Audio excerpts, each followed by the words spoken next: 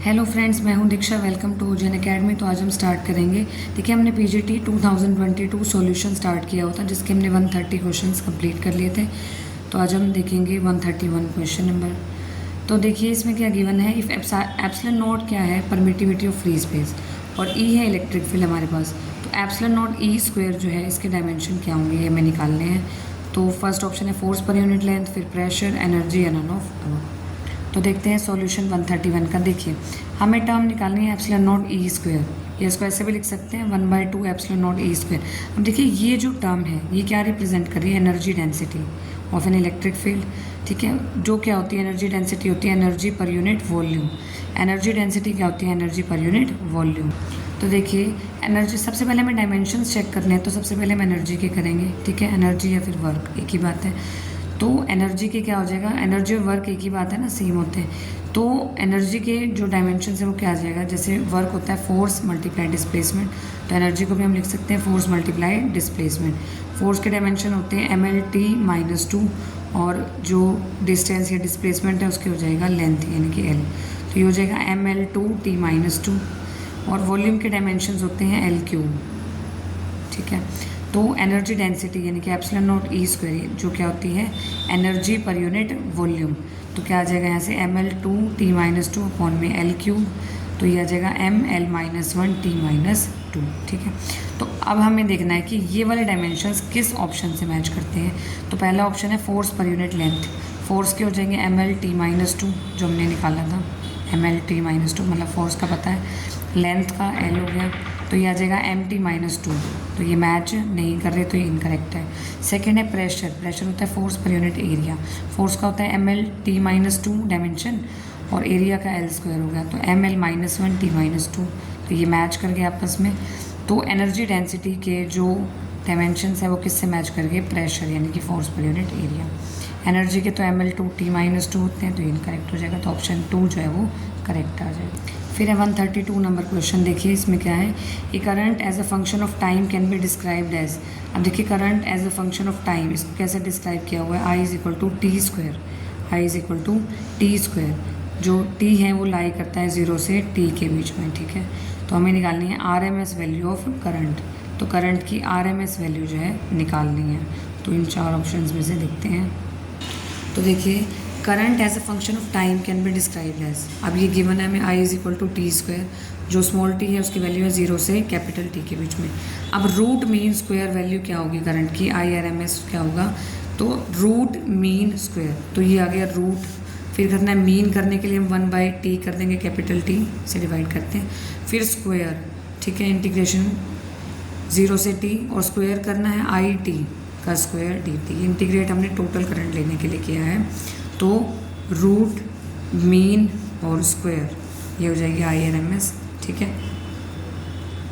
अब गिवन क्या दे रखा है, करंट की वैल्यू I = t² गिवन है।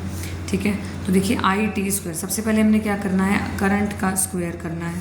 तो इसका जो है स्क्वायर करेंगे तो t⁴ आ जाएगा।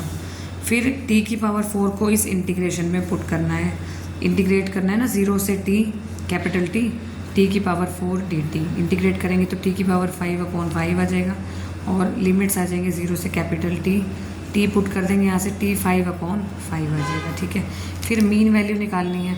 अब ये वाली इंटीग्रेशन की वैल्यू जो है यहाँ पुट कर देंगे, तो क्या आ जाएगा 1/t as it is into में t⁵/5 यहाँ पुट कर दी। तो ये कितना आ गया, t से t कैंसिल आउट हो गया, t⁴/5। अब इसी का रूट भी लगाना है, तो रूट आ जाएगा t⁴/5 यानी कि t² हो जाएगा ये रूट वाला, तो t² हो जाएगा और √5। तो ऑप्शन 2 आ जाएगा करेक्ट। फिर है क्वेश्चन नंबर 133।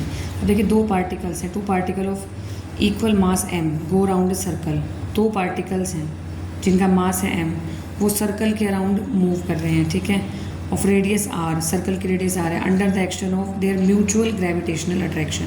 दोनों क्या हैं, अपने एक दूसरे के ग्रेविटेशनल अट्रैक्शन में है। तो स्पीड निकालनी है, हर पार्टिकल की स्पीड कितनी होगी, √2 gm/r, √gm/r, √gm/2r और √gm/4r। देखते हैं इन चार ऑप्शन में से। तो देखते हैं सॉल्यूशन 133 का।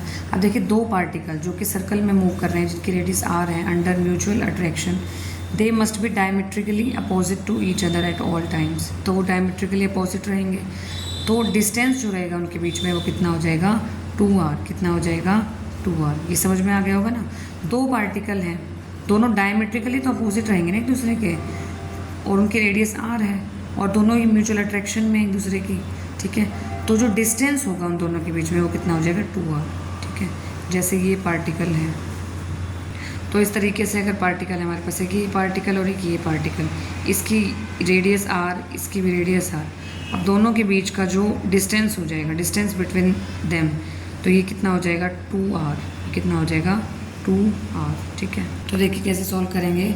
तो यहाँ लेंगे हम according to Newton's law of gravitation, ठीक है। फोर्स क्या होता है Fg is equal to G, दोनों के मासेस क्या है m, तो m दोनों सेम है ना मासेस, अपॉन 2r स्क्वायर, दोनों के बीच का डिस्टेंस 2r था, अभी हमने देखा था, तो gm²/4r² आ जाएगा।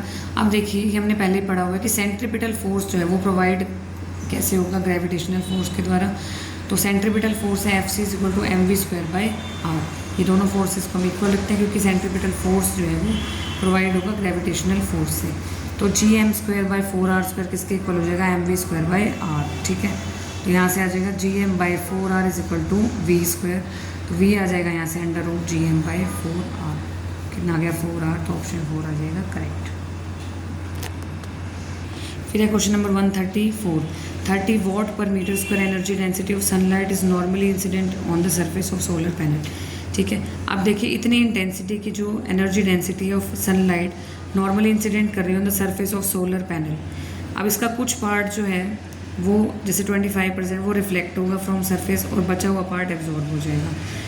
तो the force exerted on 1 metre square surface area will be close to, force निकालना है, एरिया गिवन है कितना 1 मीटर स्क्वायर। तो इन चार ऑप्शंस में से देखते हैं। तो देखते हैं सॉल्यूशन 134 का। इंटेंसिटी कितनी गिवन है 30 watt per metre square, reflectivity 25% given है ना, तो इसको लिख सकते हैं 0.25, 25.100 आ जाएगा ना, तो 0.25 आ जाएगी। सरफेस एरिया जो है 1 मीटर स्क्वायर है। स्पीड ऑफ लाइट जो है हमारे पास होती है 3 × 10⁸ मीटर पर।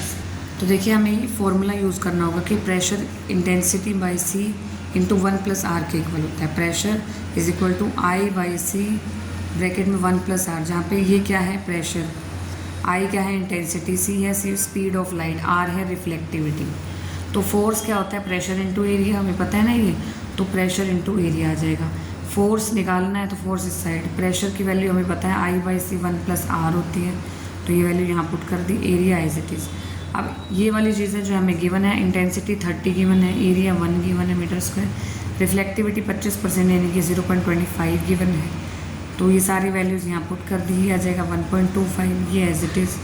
तो इसको सोल्व करके हमारे पास आ जाएगा 12.5 × 10⁻⁸ न्यूटन, ऑप्शन 3 आ जाएगा करेक्ट। नेक्स्ट क्वेश्चन है question number 135, a sphere of radius r has charge density ρr is equal to ρ0r as a function of distance r from the center। अब स्फीयर की डेंसिटी गिवन है, ठीक है, हमें क्या निकालनी है, the energy of this charge distribution is, energy निकालनी है। तो देखते हैं चार ऑप्शंस में से क्या होगा। तो देखते हैं 135 का सॉल्यूशन। देखिए टोटल चार्ज हम कैसे निकालते हैं, चार्ज देखिए हमारे पास चार्ज डेंसिटी क्या होती है, चार्ज डेंसिटी होती है चार्ज पर यूनिट वॉल्यूम। तो चार्ज निकालेंगे तो क्या आ जाएगा चार्ज डेंसिटी मल्टीप्लाई वॉल्यूम, ठीक है। तो चार्ज को हम लिख सकते हैं Q is equal to integration 0 से R ρr dot 4πr² dr, ये एरिया मल्टीप्लाई लेंथ होगा, तो ये टोटल वॉल्यूम डिस्क्राइब करेगा, ये चार्ज डेंसिटी है, ठीक है। तो जो ρr है वो गिवन है हमारे पास ρ0r और 4πr² dr as it is आ गया, तो ये आ गया 4π ρ0 बाहर आ गया और इंटीग्रेशन हो जाएगा 0 से कैपिटल r³ dr का, ठीक है, r³ dr का।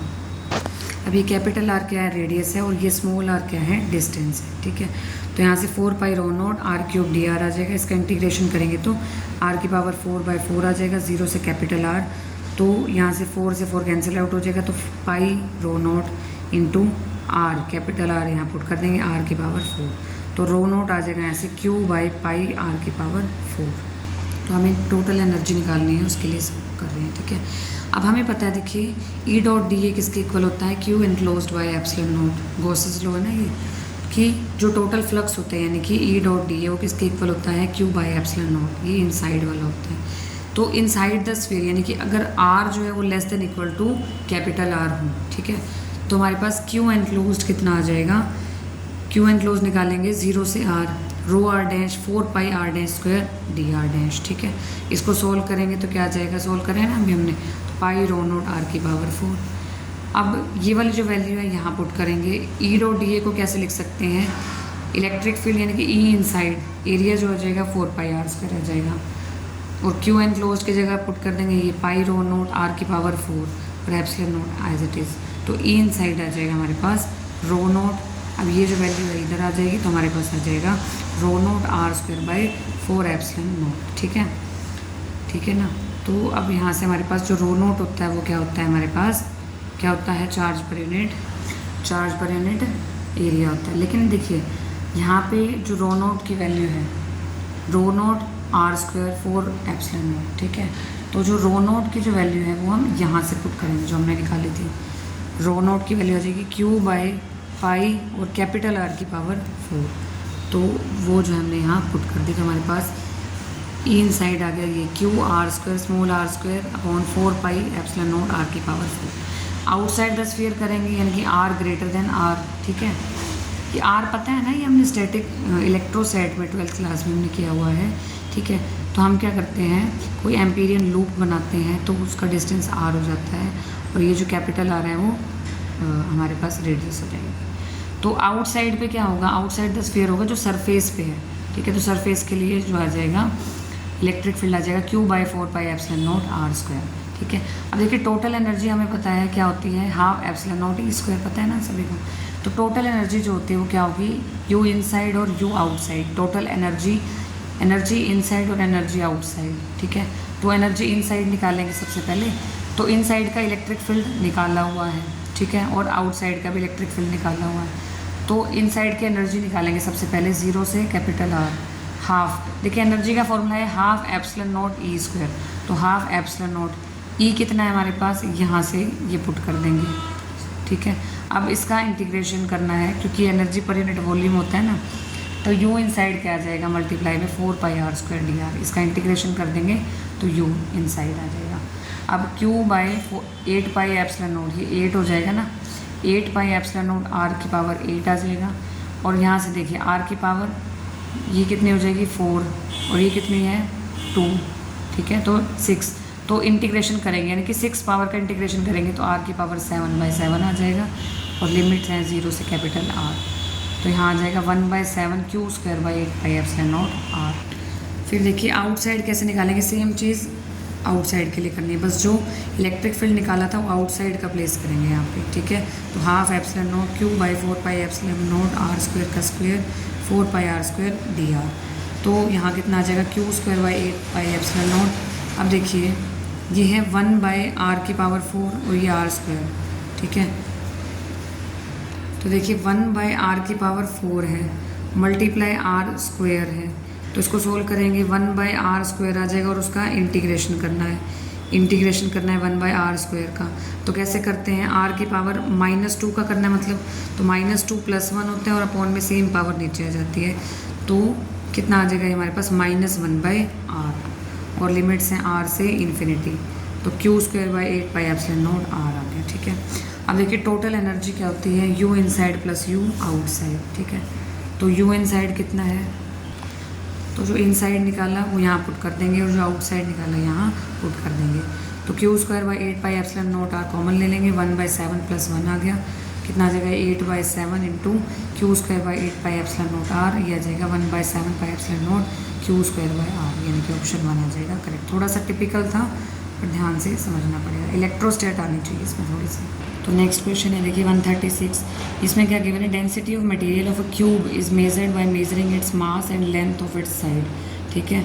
तो डेंसिटी जो है वो मेज़र कर रहे हैं by measuring its mass and length of its side. If maximum error in measurement of mass और लेंथ में अगर एरर गिवन है 1% और 2%, तो हमें डेंसिटी में एरर निकालना है 2%, 3%, 5% या 7%। तो देखते हैं सॉल्यूशन 136 का। देखिए डेंसिटी क्या होती है, क्यूब की डेंसिटी होती है मास पर यूनिट वॉल्यूम।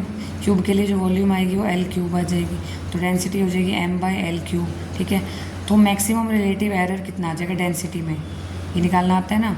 तो डेल्टा रो बाय रो किसके इक्वल आ जाएगा, delta m/m plus 3 delta l/l। ठीक है, तो डेल्टा m/m कितना गिवन है 1%, मास में जो एरर गिवन है 1% गिवन है, लेंथ में जो एरर गिवन है वो 2% गिवन है, डेल्टा l/l 2%। दोनों वैल्यूज़ को यहाँ पुट कर देंगे तो डेल्टा रो बाय रो कितना आ जाएगा 1% प्लस 3 इंटू 2% कितना आ जाएगा 1% प्लस 6% कितना आ जाएगा 7%। ऑप्शन 4 आ जाएगा करेक्ट। फिर है क्वेश्चन नंबर 137। अब इसमें क्या गिवन है, पार्टिकल ऑफ मास 20 ग्राम। ठीक है, कोई पार्टिकल है जिसका मास है 20 ग्राम, उसको थ्रो किया vertically upward with a speed of 10 metre per second. ठीक है, ऊपर की ओर फेंके। तो work done by the force of gravity during the time the particle goes up will be. तो वर्क डन क्या होगा इन चारों में से, 0.5 joule, minus 0.5 joule, minus 1 joule और माइनस 2 जूल। देखते हैं, तो देखते हैं 137 का सॉल्यूशन। तो वर्क एनर्जी थ्योरम क्या होती है हमारे पास, work done by gravity is equal to change in kinetic energy. तो WG कितना आ जाएगा, तो वर्क डन किसके इक्वल होता है, चेंज इन काइनेटिक एनर्जी, यानी कि हाफ mv² माइनस mu²। अब मास कितना गिवन है 20 ग्राम, यानी कि 0.02 kg। इनिशियल वेलोसिटी कितनी है 10 मीटर पर सेकेंड, फाइनल कितनी है 0। ठीक है, तो वर्क डन कितना आ जाएगा, सारी वैल्यूज़ इसमें पुट करनी है। हाफ 0.02 मल्टीप्लाई 0² माइनस 10², तो ये कितना आ जाएगा 0.01 और ये आ जाएगा -100, तो वर्क डन आ जाएगा -1 जूल। तो ऑप्शन 3 आ जाएगा करेक्ट। फिर 138 नंबर क्वेश्चन देखिए, electric field inside an insulating cylinder with radius r where its axis is on z axis and carrying polarization p is equal to px cap is. तो polarization देखिए, electric field inside an insulating cylinder, तो insulating cylinder given है जिसकी radius r है। ठीक है, और जो एक्सिस है वो z एक्सिस है। पोलराइजेशन जो है px कैप क्या होगा हमारे पास पोलराइजेशन। ठीक है, तो पोलराइजेशन तो गिवन है px कैप, हमें निकालना है इलेक्ट्रिक फील्ड क्या होगा inside an insulating cylinder with radius r जिसकी एक्सिस z है और polarization p is equal to px cap है। तो इन ऑप्शंस में से बताना है इलेक्ट्रिक फील्ड क्या होगा। तो 138 का सॉल्यूशन देखते हैं। देखिए, for a cylinder with uniform polarization p is equal to px cap perpendicular to its axis. तो जब ये सिचुएशन गिवन है कि कोई सिलेंडर है जिसकी पोलराइजेशन है px कैप, ठीक है, परपेंडिकुलर टू इट्स एक्सिस, तो जो इलेक्ट्रिक फील्ड है इंटरनल इलेक्ट्रिक फील्ड वो क्या होगा, is given by relation for polarized dielectric. ठीक है, तो डाइलेक्ट्रिक वाला केस लेंगे। For cylindrical geometry polarized along its diameter, तो ई इनसाइड का फॉर्मूला यूज़ करेंगे -ρ/2 एप्सिलॉन नॉट। जो पोलराइजेशन गिवन है वो px कैप गिवन है, पुट कर दें यहाँ पे, तो -px कैप/2 एप्सिलॉन नॉट। तो ऑप्शन 3 आ जाएगा करेक्ट। तो हमने क्या किया, देखिए हमने ये कहा कि कोई सिलेंडर अगर यूनिफॉर्म पोलराइजेशन है और परपेंडिकुलर है अपनी एक्सिस के, तो जो इलेक्ट्रिक फील्ड होता है, ठीक है, वो कैसे मिलेगा, relation for a polarized dielectric के लिए हम लेंगे और उसका फॉर्मूला होता है -ρ/2 एप्सिलॉन नॉट। p की वैल्यू px कैप पुट कर दी तो -px कैप/2 एप्सिलॉन नॉट। फिर आता है question number 139। The equivalent resistance of 2 resistors when connected in series is 18 ohm. Equivalent resistance जो है 2 रेजिस्टर्स का जब सीरीज़ में कनेक्ट करते हैं तो 18 ओम आता है। When they connected in parallel में कनेक्ट करेंगे तो इक्विवेलेंट रेजिस्टेंस 4 ओम है। तो हमें बताना है रेजिस्टेंस क्या होंगे रेजिस्टर्स के, इनमें से बताना है 12, 6, 10, 8, 14, 4 या 13, 5। अब देखिए सीरीज़ कॉम्बिनेशन में 139 का सॉल्यूशन है। सीरीज़ कॉम्बिनेशन में देखिए क्या होता है, रेजिस्टेंस जो है वो उनका एडिशन करते हैं, R1 + R2 आ जाएगा 18 के इक्वल। पैरेलल कॉम्बिनेशन में R1 R2 divide by R1 + R2 लेते हैं, वो 4 गिवन है ये, ठीक है। तो R1 + R2 जब 18 है तो यहाँ 18 पुट कर देंगे, तो R1 R2 by 18 equal to 4 आ गया। R1 R2 आ गया यहाँ से 18 × 4 इज इक्वल टू 72। अब हमें चेक करना ऑप्शंस में से, इन चारों में से कौन जो इन कंडीशंस को सेटिस्फाई करेगा। पहला ऑप्शन है 12 और 6। अब देखिए 12 6 के मल्टीप्लाई करते हैं तो 72 आता है, बिल्कुल करेक्ट है। 10 और 8 की मल्टीप्लाई करते हैं तो 80 आता है, तो R1 R2 72 आना चाहिए। तो इस तरीके से ये 56 आ रहा है, ये 65, ऑप्शन 1 आ जाएगा करेक्ट, ठीक है। फिर है क्वेश्चन नंबर 140। इसमें देखिए क्या है, a current of 2 ampere flow through 2 ohm resistor when connected across a battery. तो करंट गिवन है 2 एम्पियर का, वो फ्लो कर रहा है 2 ओम रजिस्टर में when connected across a battery, और same battery supplies a current of 0.5 ampere. Same battery जो है वो करंट सप्लाई कर रही है 0.5 एम्पियर का when connected across a 9 ohm resistor. तो इंटरनल रेजिस्टेंस क्या होगा बैटरी का, 1 ओम, 1/2 ओम, 1/3 ओम और 1/4 ओम। तो देखिए सबसे पहले जो करंट होता है आई किसके इक्वल होता है, E/R+R, ठीक है, ये इंटरनल रेजिस्टेंस, ये रेजिस्टेंस। अब जो करंट है वो 2 एम्पियर गिवन है जब R जो है 2 ओम है, और करंट 0.5 एम्पियर है जब R जो है 9 ओम है, ठीक है। अब यहाँ से E की वैल्यू क्या आ जाएगी, I/R+R। करंट पहले केस के लिए 2 एम्पियर है जब रेजिस्टेंस 2 ओम है, ठीक है, 2 ओम है। तो E क्या आ जाएगा यहाँ से, I जो है वो 2 एम्पियर है, कैपिटल R जो है वो 2 ओम है, और स्मॉल r को एज इट इज़ रखा, तो ये आ गया 4 + 2R, ठीक है। सेकेंड केस में करंट है 0.5 एम्पियर और रेजिस्टेंस है 9 ओम। अब ये वाली वैल्यूज़ यहाँ पुट कर देंगे तो 4.5 + 0.5 आ जाएगा। दोनों इक्वेशंस में ये क्या है, EMF है, तो इक्वल रख देंगे इनको। 4 + 2R किसके इक्वल आ जाएगा, 4.5 + 0.5R के इक्वल। यहाँ से 1.5R = 0.5, तो यहाँ से स्मॉल r यानी कि इंटरनल रेजिस्टेंस कितना आ जाएगा, 0.5 / 1.5, ये आ जाएगा 1/3 ओम। तो ऑप्शन 3 आ जाएगा करेक्ट। फिर क्वेश्चन नंबर 141 देखेंगे, a magnetic dipole is acted upon by 2 magnetic fields which are. अब देखिए कोई मैग्नेटिक डाइपोल है, ठीक है, जो magnetic dipole is acted upon by 2 magnetic fields हैं, इंक्लाइंड हैं किस एंगल से, 75 डिग्री से। अब one of the magnetic field has magnitude. अब देखिए जो एक मैग्नेटिक फील्ड है उसका मैग्नीट्यूड है √2 × 10⁻² टेस्ला, √2 × 10⁻² टेस्ला।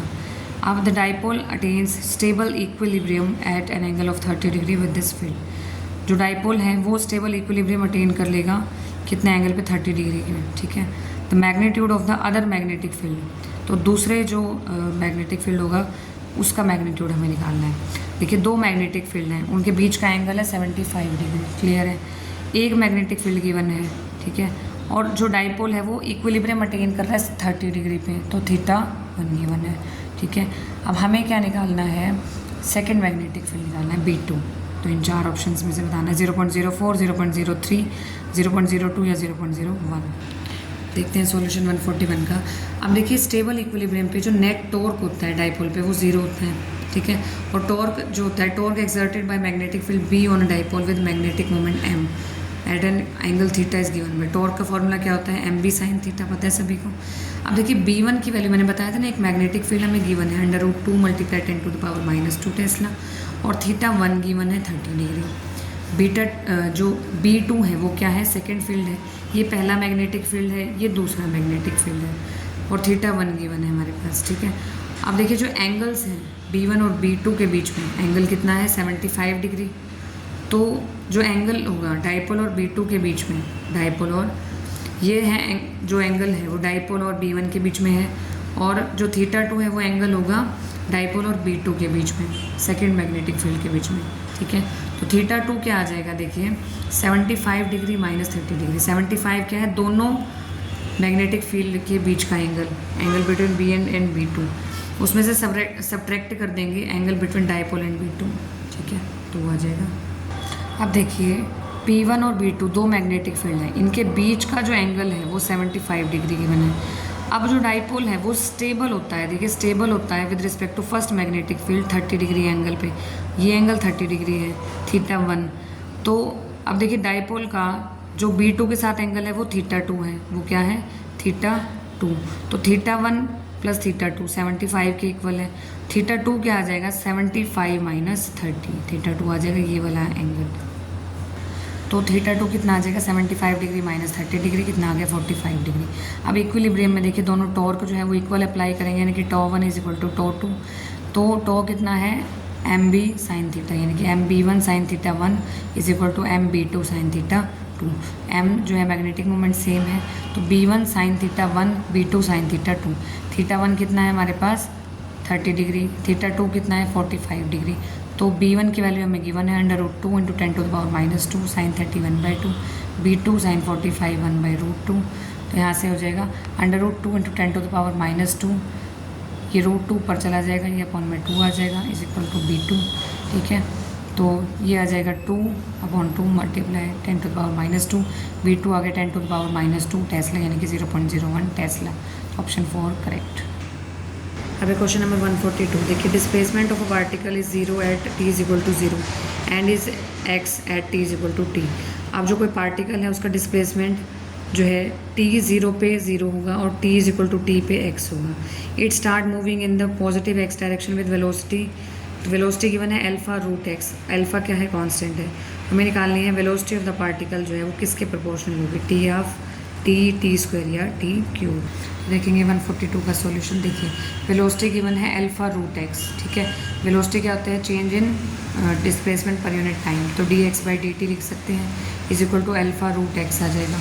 अब √x को इस साइड लिया ताकि हम इंटीग्रेट कर सकें और dt को इस साइड लेके गए, तो dx/√x आ जाएगा इज इक्वल टू α/dt, ठीक है। अब इंटीग्रेट करेंगे 0 से x की पावर -2 आ जाएगा, -1/√2। देखिए ये क्या हो जाएगा, इंटीग्रेशन करना है हमें, दोनों साइड इंटीग्रेशन लगाया, ये x की पावर 1/2 है, ऊपर जाके x की पावर -1/2 हो जाएगा, dx is equal to alpha, और ये 0 से t इंटीग्रेशन dt। समझ गए होगे, दोनों साइड इंटीग्रेट करना है। तो अब इसका इंटीग्रेशन कैसे करेंगे, x की पावर -1/2 इंटीग्रेट कैसे करते हैं, ये जो पावर है इसमें +1 और सेम पावर जो है वो नीचे आ जाती है, x की power -1/2 +1/1/2 is equal to alpha into t। तो यहाँ से आ जाएगा 2√x, देखिए 1/2 यानी कि ये 2 पर चला जाएगा, और x की पावर क्या आ जाएगी 1 - 1/2 यानी कि 1/2, यानी कि 2√x is equal to α/t। तो √x आ जाएगा α/t/2, ठीक है। अब v कितना गिवन है, α√x, तो v आ जाएगा α√x आ जाएगा α/t/2, यानी कि α²t/2 आ गया। तो v जो है डायरेक्टली प्रोपोर्शनल है t के, तो ऑप्शन 2 आ जाएगा करेक्ट। फिर आता है 143 नंबर क्वेश्चन। देखिए an inductive coil and capacitor are connected in parallel. कोई इंडक्टिव कोयल और कैपेसिटर जो है पैरेलल में है, तो जो L है वो 1 मिली हेनरी गिवन है, और कैपेसिटेंस जो है इंडक्टेंस 1 मिली हेनरी है और कैपेसिटेंस 0.1 माइक्रोफेरेड है। Then what can be the maximum value of resistance of coil. तो मैक्सिमम वैल्यू क्या होगी रेजिस्टेंस की, so that the circuit remains oscillating, 25 ohm, 50 ohm, 100 ohm, 200 ohm. तो देखते हैं इसका सॉल्यूशन 143 का। अब देखिए पैरेलल रेजोनेंट सर्किट के लिए, टैंक सर्किट के लिए जो रेजोनेंट फ्रीक्वेंसी होती है वो क्या होती है, f0 is equal to 1/2π √1/LC - r²/L² की फॉर्मूला है। अब देखिए हम यहाँ कंसीडर करके चलेंगे 1/LC जो है वो ग्रेटर देन है r²/L² के लिए, ठीक है। तो जो रूट क्वांटिटी है वो क्या हो जाएगी, पॉजिटिव होगी, गिवन है ना रूट क्वांटिटी पॉजिटिव। तो देखिए ये वाली जो वैल्यू है वो ग्रेटर ले लिया हमने, ठीक है। जब ये वाली वैल्यू ग्रेटर है तो देखिए जो फ्रीक्वेंसी है, तो जो फ्रीक्वेंसी है हमने क्या लिया, ये फ्रीक्वेंसी थी, ठीक है। अब मैक्सिमम बोला हुआ है क्वेश्चन में, तो मैक्सिमम के लिए ये वाली जो वैल्यू है वो इससे ग्रेटर हो जाएगी, तो यानी कि 1/LC ग्रेटर देन r²/L², यानी कि r²/L² जो लेस देन है 1/LC से, तो L² उस साइड चला जाएगा, तो r² आ जाएगा less than L/c, r less than √L/c आ जाएगा। स्क्वायर है ना, स्क्वायर हटाएंगे तो यहाँ रूट आ जाएगा। अब L कितना गिवन है 1 मिली हेनरी, यानी कि मिली को चेंज करेंगे तो 10⁻³ हेनरी आ जाएगा। कैपेसिटेंस 0.1 माइक्रोफेरेड गिवन है, तो 10⁻⁻6 कितना, अब माइक्रो होता है 10⁻⁻6 और एक 0.1 है, तो टोटल आ जाएगा 10⁻⁷ फेरेड। दोनों वैल्यूज़ को यहाँ पुटअप किया तो R आ जाएगा 100 ओम के इक्वल, ठीक है। तो ऑप्शन 3 आ जाएगा करेक्ट। फिर है क्वेश्चन नंबर 144। क्वेश्चन नंबर 144 देखेंगे, central force acting on a body moving in a path directed by equation R is equal to a cos² theta is proportional to nth power of the distance, n की value निकालनी है। अब देखिए central force acting on a body, ठीक है, moving in a path directed by equation given है R is equal to a cos² theta, ठीक है। तो जो सेंट्रल फोर्स है एक्ट कर रहा है बॉडी पे, और जो पाथ है वो इस इक्वेशन से बताएंगे हम, वो प्रोपोर्शनल होगा nth पावर ऑफ डिस्टेंस के। n की वैल्यू हमें निकालनी है, क्या होगी -4 -2 1 या 2। तो देखते हैं 144 का सॉल्यूशन। अब देखिए रिजल्ट यूज़ करेंगे, अगर हमारे पास r की वैल्यू है a cos n थीटा, तो जो फोर्स होता है वो प्रोपोर्शनल होता है r की पावर -2n+3। रिजल्ट यूज़ कर रहे हैं r की पावर -2n+3, ठीक है। तो अब यहाँ गिवन है r is equal to a cos² theta, ठीक है, a cos स्क्वायर थीटा, यानी कि n की वैल्यू 2 गिवन है, तो यहाँ पे n की वैल्यू 2 पुट कर देंगे, तो फोर्स आ जाएगा, force is proportional to r की पावर माइनस 2 मल्टीप्लाई 2 प्लस 3, कितना आ गया r की पावर माइनस 7, ठीक है। बट अगर हम बेस्ट ऑप्शन देखेंगे तो r की पावर माइनस 4 है, रियलिटी में ये आ रहा है, बट ऑप्शन के अकॉर्डिंग जाएंगे तो ऑप्शन 1 आएगा, r की पावर माइनस। फिर है question number 145, round off to the appropriate number of significant digits. तो ये गिवन है 25.214, 104.6, 9.0320 प्लस 4.36, इन चारों में से बताना है कौन सा, अगर हम राउंड ऑफ करेंगे appropriate number of significant digits तो कौन सा आंसर आएगा। तो देखिए गिवन है हमारे पास 25.214 प्लस 104.6 प्लस 9.030 प्लस 4.36, ठीक है। इनको ऐड करेंगे तो हमारे पास आता है 143 प्लस 0.2046, ठीक है। अब देखिए लीस्ट प्रिसाइज मेजरमेंट क्या होगा, लीस्ट प्रिसाइज मेजरमेंट क्या है इसमें देखिए, इसमें जो है डेसिमल के बाद 3 डिजिट्स हैं, इसमें डेसिमल के बाद 1 डिजिट है, इसमें 4 हो गए, इसमें 2, तो लीस्ट कितने हैं, कम से कम है 1, तो लीस्ट प्रिसाइज मेजरमेंट हो जाएगा 104.6, 1 decimal place. Therefore final answer भी क्या होगा, इसको राउंड करेंगे 1 डेसिमल प्लेस तक, तो 143.2 आ जाएगा, तो करेक्ट ऑप्शन इज़ 1। तो आई होप आपको आज की वीडियो अच्छी लगी होगी। मिलते हैं नेक्स्ट वीडियो में, जो बचे हुए 5 क्वेश्चन हैं वो कंप्लीट करेंगे। तब तक के लिए बाय बाय।